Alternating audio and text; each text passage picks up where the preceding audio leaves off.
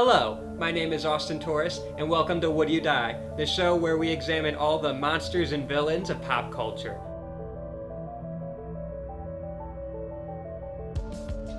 Today we're looking at the Xenomorph, the perfect killing organism.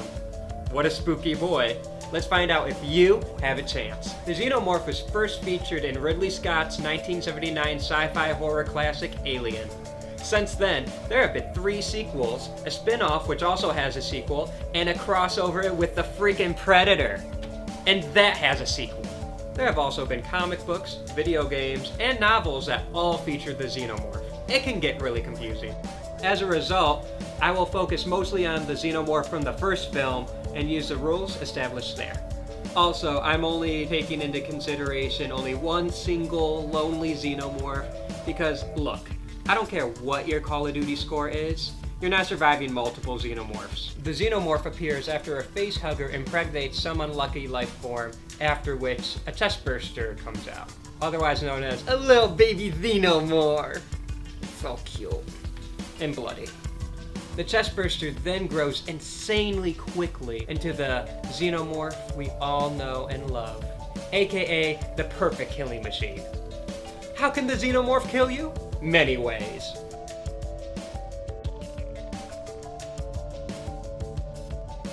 It can bite you.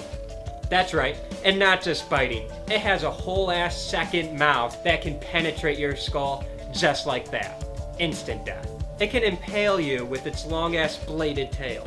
The muscular tail is also strong enough to lift a man up, so it can hook you and finish you off with its patented Xenomorph kiss of death.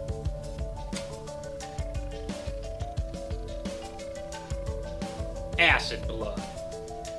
This thing's got acid for blood. How does that work? Beats me. I'm a film major, not a scientist. Getting face hugged. If you get face hugged, you get pregnant, and then you die. I would avoid that because it gets pretty messy. Sneak attacks. The Xenomorph is a sneaky boy and very good at jump scares. If the Xenomorph catches you off guard, you're pretty much dead.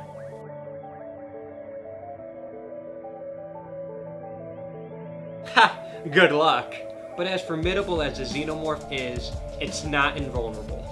The Xenomorph is weak against fire-based weapons, but you'll have to be able to lift and operate a flamethrower, hit a swift and nimble Xenomorph with it, and keep in mind the Xenomorph can still kill you as it, burns to death. Of course, you can go with the laser-based weapon technology, but that's science fiction. But break out that Spartan laser, you know what I'm talking about. Where my Halo 3 boys at? No? Nobody? Okay. The final and most reliable way of killing a Xenomorph is by ejecting it into the cold vacuum space, which is, easier said than done. Across the 7 films Xenomorphs are featured in, they've accounted for 74 deaths, at least by my count.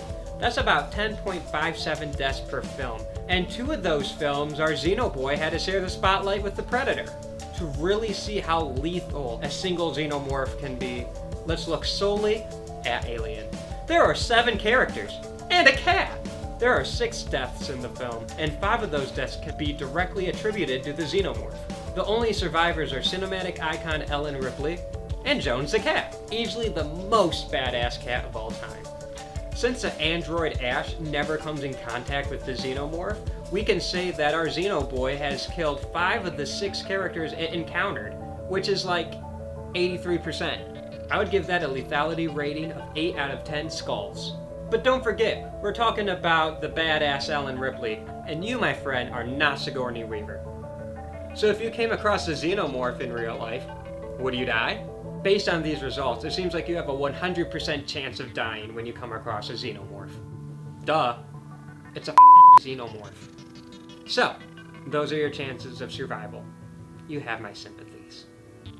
Tune in next time when we discuss some other spooky icon. Until then, I'm Austin Torres. Try not to die! I've heard multiple ways that you can pronounce it Xenomorph or Xenomorph. I'm going to say Xenomorph because the other way's stupid. I get that. Halo 3? I played Halo 2 a lot.